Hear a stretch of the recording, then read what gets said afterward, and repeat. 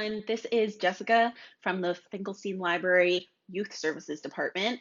And today we are going to do an art project where we learn about pointillism. Pointillism is a method of art where instead of using lines or just filling in shapes like fully with one color and then shading it, you fill it in with lots of tiny little dots. So when you get up really close, you can see that it's made up of dots, but when you're further away, you can't tell so much. So you may have seen the painting of the people in a park on a Sunday afternoon with their umbrellas. You may also have seen old comic books. When you look really closely, you actually see that the colors are made up of dots and not solid colors, just to name a few. Many artists have used this technique through history, and so we're just going to learn a really simplified version of it today. So in your craft kit, if you signed up to get one, you will have a piece of paper like this. It is nice and thick. It's actually made for paint, and it will probably be a little bit bent like mine because our bags were not quite big enough. And then you will also receive a few paint colors. I gave everyone the 3 primary colors. So red, blue, and yellow. Out of those colors, you can mix pretty much any other color that you want. And I tried to give you enough so that you could try some mixing. And if you don't use all of your paint on this project, then you have it for another project. You should also have either black or white paint. You probably only have one or the other, so you can use black for darkening colors and white for lightening colors. But I just didn't have enough bottles to give everyone every single color ever, so that's why there's a little bit of a variation. And the shade of blue or red or yellow might vary, but the overall color family is the same. You will also have a bunch of Q-tips. So instead of using paintbrushes today, we're going to be using Q-tips. Of course, if you were really doing pointillism, you would probably use something much finer than a Q-tip, but we're just going to use Q-tips for today. And you do need a pencil. So, I guess you don't need a pencil. If you want to plan out your design before you actually make it, then you need a pencil. If you just want to go rogue and start painting, then you really don't need a pencil at all. Just a few tips before we get started. One is definitely, mix your colors. If you want a color that is not provided to you, experiment with some mixing. Also, with pointillism, sometimes instead of mixing colors on your palette and then applying it to the canvas, which in this case is our paper, sometimes it's a good idea to mix it right on the canvas by layering it over each other. So if you wanted the effect of purple, instead of mixing red and blue together, making purple paint, and then applying it with pointillism, you might apply one layer of red and then another layer of blue and kind of just keep layering them that way until you have the effect of purple on the canvas without them actually mixing together. So kind of like from far away, it'll look purple, but then when you get up close, you'll be able to see that it's actually blue and red dots. So that's another tip for you. I think that we will just get started.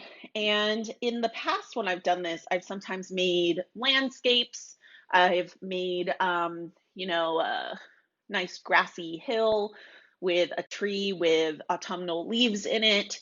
So I could use red and orange and yellow and put a sun in there so that I could get sort of some light direction and use some white to make it lighter. I got really complicated with it, but I think today I'm actually just going to draw a design and then just color it in whatever way I decide to color it. So I'm gonna make my design and I'll show you what I make after I've drawn it. Okay, so I decided to go for this geometric kind of shape. I didn't feel like drawing anything realistic today, so this is what we're going with. So I have my paint here on just some tin foil. No need for anything fancy.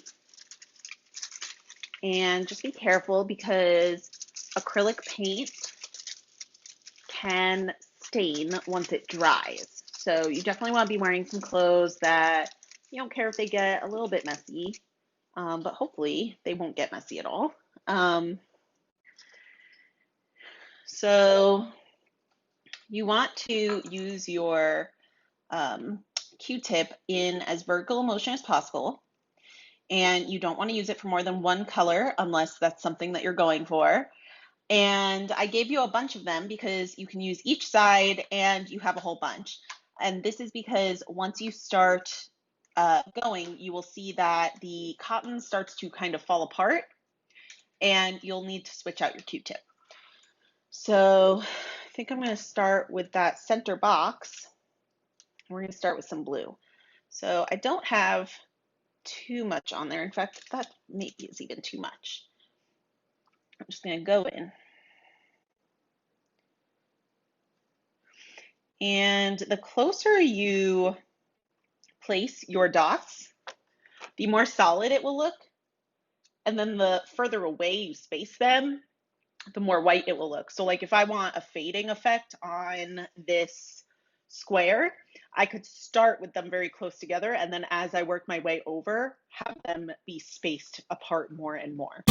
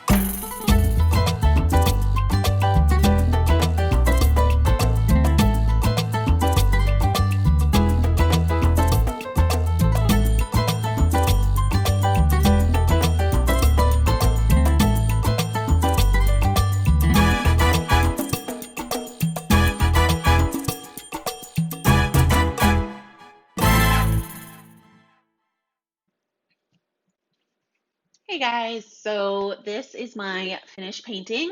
I really like it. I really like the dark parts with the light parts that I mixed with white, and I love the fluorescent yellow. So this is what I made. Can go either way. And I'd love to see what you come up with. So anything that you make with this project, you can send to our Instagram, Finkelstein Library. You can also send it through email to fmlchild@rcls.org. And we would love to see what you come up with. Happy painting. Until next time, bye.